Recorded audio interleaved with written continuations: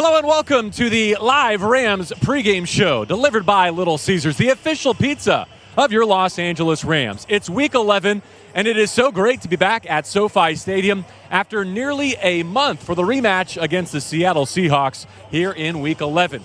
I'm JB Long, joined by my friends and colleagues Maurice Jones-Drew, DeMarco Farr, and the fourth member of our team, Erica Tamposi, will be with us momentarily. Good bye weeks, everyone. Great bye week. I'm happy to be back at it, though. Yeah, let's get to it. My bye week ended well yesterday. Bruins. Oh, you got to win. Yeah. No, we got to win. We got to win. Let's just hope that energy stays here and comes to the SoFi Stadium from the Coliseum and travels with like we did. Much as I respect your hands, it's not your thumb, nor the youth football thumbs, nor my thumb that matters, not even Erica's thumb. Matthew Stafford's thumb, the most important one inside SoFi Stadium today. After a week of rest and recovery for the Rams, he's had the better part of 2+ weeks now to get right for this game and potentially to guide the Rams back into the playoff hunt. How much of a difference does it make having him at the switch today? I mean, we saw what it was like without him, right? And even then, I feel like it's his leadership in the huddle that was more than anything. When you watch that Green Bay game and you go back through it, who was the person to say, calm down? There was no Rob Havenstein in that huddle. Who's the person that's going to say, hey, it's okay, we got it. We've been here before. I think not only with the thumb being hurt and the physical attributes of Matthew Stafford, it's his ability to be the therapist in the huddle, to get everyone to calm down and just get back to playing football. There's so many guys, different guys rotating in because of injury, new guys, rookies. You need that leadership in that huddle offensively to kind of get guys rolling and going. DeMarco, if you have the best quarterback on the field, you got a chance to win on any NFL Sunday. Yeah. If Matthew Stafford is right, the Rams have that opportunity ahead of them for many weeks to come. Oh, yeah, he's one of the elite guys. What have we gone, 61 minutes of actual game time, and we scored 2 field goals. So definitely having him back is going to be something special. And I agree with you. He's an old school tough. I mean, he's got the ability to push through some owies and some boo-boos to get back on the field. So that's going to lead everyone else. That's going to get everyone else to play their best and get the young guys to understand what it takes to win in this league. So having him back, huge for this football team, no doubt. By the way, the Rams tied for the scoring lead back in Week 9 with 3 points. They tied for the NFC West scoring lead. I just want to make that clear. But yes, we're looking forward to getting back in the end zone. It has been too long. Other than having Matthew Stafford behind center, what do you want to see from this offense to get back right? You know what? I wouldn't mind a lot of first down running just to get the game started. Go back to how you started in Dallas. Your first run was for a 5-yard rip. I like that. Yeah. Then you've got 2 plays to pick up the other 5 to see if you can stay on the football field. I want to limit as much first down passing as I can until Matthew Stafford gets a rhythm. Then let him go. So the Rams have done a pretty good job running the ball on 1st and 10. Seattle's done a pretty good job of stopping it, but I will take that bet against just about anybody. I completely and respectfully disagree with you. Me too. Let's get 2 of these 2 number 1 receivers the ball, yes, and let's get this thing going. I think it's important to get Cooper Kupp going. I think it's important to get Puka Nacua going. I think it's important to get Tutu Atwell down the field in chunk shots. You want to put this offense being the Seattle Seahawks, in known passing situations to allow that defensive line, and the only way you can do that is by scoring points early and really attacking these guys down the field. Bobby Wagner is built to plug a gap, right? Yes. But can you throw around him and behind him? That's how the Rams found success in Week 1. Kyron Williams really the only Rams offensive player not back right yet. On defense, they're still without Kobe Durant. He's going to be inactive today.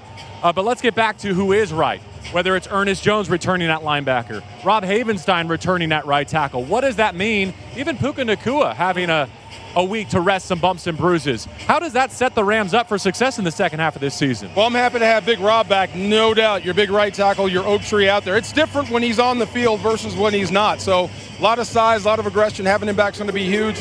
Look, I think Puka Nacua benefited the most from the week off. This is tough. This is a job now. This is the NFL. You've got twice the season you had in college. So he was a little bit banged up, still played well, but hopefully he'll be back to 100% and being that guy that we saw in the first half. Now, I agree with you there. Think about it. College season is ending next week for most guys. Some guys it's this week. You have a whole nother 8 weeks left of NFL football, right? And so this bye week comes at the right time to kind of get those guys going. I think all the rookies in general needed this break so they can reset and get ready for this second half stretch. We'll dive deep on the rookies as they get poised for Week 11 and maybe a playoff push here, but let's take a look at the Seahawks first. How are they similar? How are they much different than the team the Rams beat in Week 1? Wow, they're playing well, I'll tell you that. Offense and defense. Geno Smith is playing well. They're getting back to a physical brand of football. Look, I like the way they play defense. I like the way Pete Carroll calls it. If you're a young defender coming into the National Football League, this is the coach you want. Simple. He's really going to coach you up. He's not going to bore you with a bunch of stuff. He's going to let you play ball, but if you can somehow blunt that pass rush, and they're going to come after you, you can get after the secondary. You can beat them deep. You can beat them versus their zone. But if they get a lead and start leaning on you and you can't run the football and they pin their ears back, you're going to have some issues against this defense. Yeah, I think today, for me, it's going to be Leonard Williams. That's how they're different. They've added another pass rusher on the interior, and it's going to be important for the Rams' 2 guards and center to be able to hold up. Leonard Williams is a handful now. Pass rush, he's a bull rusher. Yeah. He's going to come in there and he's going to try to force the pocket. That, to me, is where they're different. They saw they needed to address some needs, and they addressed them via the trade, adding a Pro Bowl caliber player to that defensive line to help with that pass rush, to help with stopping the run. How do you counter that as Sean McVay? That's going to be important. How about having 41-year-old Jason Peters back at tackle? Wow. If you remember when the Rams shut them out in the secondary and were getting all over Geno Smith, the Seahawks had lost both starting tackles in that game, a couple of 2-year players. That was a big factor in Week 1. May have caught Seattle a little stunned, a little flat-footed. Then the other improvement I see, their first-round picks, they're playing like it now. And for 2 teams that love to operate out of 11 personnel, 3 receiver sets, Jackson Smith and Jigba on offense for Seattle and Devin Witherspoon on defense for Seattle, they both make a huge difference when they have 3 receivers on the field, and certainly when the Rams have their 3 receivers on the field. Tutu Atwell had a career day against Seattle. Cooper Kupp hasn't played against Seattle in a couple of years now because of his injury. And we didn't even know who Puka Nacua was. Well, we knew who he was, but he was hardly a fantasy football darling before that breakout performance against the Seahawks in Week 1. Why is this a must-win game for the Rams? Well, 3-7 teams don't make the playoffs. We know that. They're at 3-6, but there's still a pathway in this NFC playoff picture. But I've made the case that the Seahawks are the team they need to knock out. It starts with a sweep here today. Why do you think this is a must-win for the Los Angeles Rams? It's just simple for me, for morale. You need to get the taste of winning back in your mouths and, actually go through a week of practice and come back with a W. That's huge. That sends you into the next week with motivation. You've had the week off. You went into it on a loss. That's bad, but you had a chance to rest that away and then get ready for Seattle and focus on nothing but Seattle. So coming away with a W is going to be huge. Look, whatever's going to happen, if you don't win this football game, towards the end of the year, whatever's going to happen is going to happen. But I do know this. If you get a W, it keeps your hopes alive for the playoffs. If you get the L, it could send you the other way.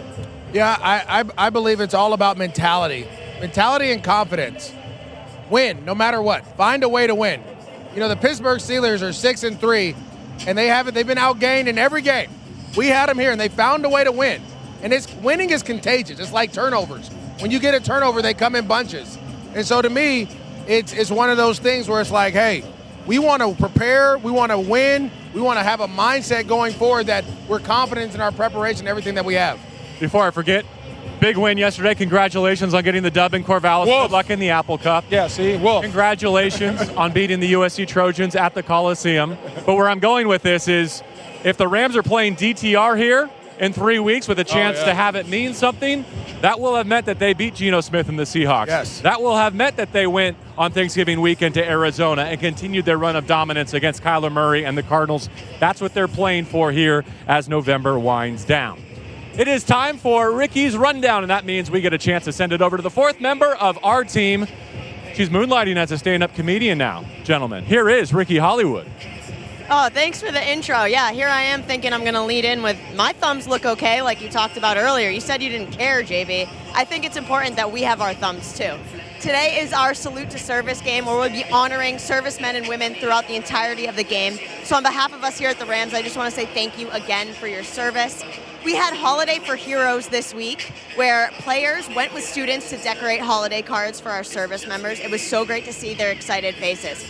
Ernest Jones, you touched on, is back in the lineup today after missing Week 9 with a knee injury. He leads the team with 75 tackles, and he wears the green dot, which means he's the defensive signal caller, so it's great to have him back on the field today. And lastly, Cooper Kupp is still Cooper Kupp. since his return in Week 5. He leads the team in targets and receiving yards. So let's keep that up today. Ricky, thank you very much. One quick follow-up for you. Who has 2 healthy thumbs and is crushing it with kid interviews here at SoFi Stadium? Me. All right, let's go through this rookie rundown after Ricky's rundown. You talked about hitting the rookie wall, why the bye came at a great time to rest and recharge and to set the stage for a second-half push. Well, how about another breakout performance for Puka Nacua, the way he burst onto the scene against these Seattle Seahawks? What are fair expectations for him here in Week 11? I think his normal 8 targets, 7 catches, 80 yards, and a touchdown. I know he hasn't gotten the end zone enough, but this is going to be a game where you're going to need that big body to body up some of these corners and go up and be a big guy and then be your guy over the middle, right? That's what he did in Week 1. He was the guy, and from then on, he's been your over-the-middle guy. To me, his run after the catch, to me, his 200 and so-called 10-pound frame, which he looks way bigger than that, running on those DBs will start to wear them down as you get going. How about for Steve Avila? Great performance in the first matchup with the Seahawks. As MGD pointed out, they've gotten even better on the interior. And protecting Matthew Stafford is the first order of business every week, but especially this week. How can Big Steve build on the first half of his 2023? Just keep growing. I mean, I don't mean physically. He's already big enough. But just keep growing as a football player, understanding what you see in front of you, what they're throwing at you, what they're trying to do. And just try to get better with the guys around you. That's the thing I like the best because he's had the most continuity. Guys to his right have been there. The guys to his left have been there all season long. So that communication will work out for each other. So just keep getting better with your punch. Don't change who you are. If you want to be nasty after the whistle or to the echo of the whistle, be that same guy. Absolutely. That is welcome at guard in the National Football League. If I saw C.J. Stroud's halftime stats correctly, he's going to be the Offensive Rookie of the Year in the National Football League. But how about the battle we have today for Defensive Rookie of the Year? Talked about Witherspoon and what he's meant to the Seattle secondary. How about if Byron Young can make a resume-making case against these Seattle Seahawks? You know, it'd be fun to have somebody else other than Aaron Donald dominate a football game. That is legal, you know. Is it? Yeah, you can do that. Okay. You can dominate the football game when Aaron's on the field. It's all up to you. We've seen it before, so it would be nice for your right end, left end, wherever you put them, your edge rusher to become such a problem that they have to slide protection to you and forget about Aaron, at least for a series or a half or maybe even a quarter. I will say this. His speed has jumped off the tape. I'm curious to see, does it continue to jump off the tape as the season gets going, right? Think about it. It's been a long season for these rookies. The whole draft process, all the combine training, all that. And then you go right into OTAs, right into training camp into the season. That speed, when he gets off the ball and he gets to running, I want to see if that speed's still there as the season gets going. Because if it is, he will do what you're talking about. But we'll have to wait to see. Well, this is a good group to dominate, too. Just saying. You know, you got a 41-year-old guy on one side. Hey, speed! And the other guy, you know, kind of hangs in there as best he can. So this is your opportunity. And yet the Rams are the only NFC team to defeat the Seattle Seahawks so far. Looking for a season sweep against their rival from the Pacific Northwest. Let's close it out with our Pizza keys to the game. DeMarco, you're batting leadoff. Oh, man. I said the best tackles on the game, your bookends. Look, I think this is going to come down to edge pressure outside of Aaron Donald, and he can rush from outside as well. If they do a great job, both teams do a great job of stopping the run on 1st and 10, your thirds are going to be 3rd and long, which means you're going to have to hold up on the edges. So the best O tackles on the field outside of quarterbacks will win this football game today. I hope it's the Rams. Yeah, for me, it's going to be an efficient running game. I truly believe the Rams can do what they want in the passing game if they're efficient running the football. If you get at least 4 yards on 1st down, on 2nd down, you get half the change, and on 3rd down, you convert. In those situations, if you get an opportunity to do that, the Rams passing game will blow up. It will explode because now those linebackers have to respect stepping up into the box, which opens up those windows down the field. And I think the Rams, me personally, I think the Rams have the edge at receiver against their DBs. Ricky, we're doing Pizza keys to the game. What do you have? Hey guys, so I think that we've touched about it throughout this entire show, right? We need to spread the ball around. Not just Cooper Kupp, not just Puka, not just Tyler Higbee. Get Tutu involved. By getting everyone involved, like you said, with this running game, spread the ball. I think that's going to be our biggest key to victory today.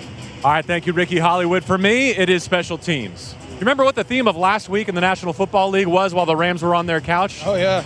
Game-winning field goals. 6 of them an NFL record. So for evenly matched division rivals, this feels like a game that could be decided on the last snap of the game, potentially in the kicking game. The Rams were not good enough in the third phase in the first half of their season. The Seattle Seahawks, arguably the best special teams unit in the National Football League. Can the Rams play them to even or maybe even create an advantage in the kicking game today? To me, that is the key to victory. Hey, it's been 2 weeks since we played. It's been a month since we've been here. It's been more than a month since the Rams last won. It's been too long. Let's snap all of those streaks, including the Rams losing streak, here in the month of November. That will be a wrap for the Rams pregame show delivered by Little Caesars. Click on the QR code on the bottom left of the screen and make sure you order Little Caesars online during the Pizza pregame and get it delivered or pick it up in store in the pizza portal. Kickoff today in Week 11, 125 on CBS. You can catch the radio broadcast on ESPN LA 710, Jack FM 93.1 here in the greater Los Angeles area.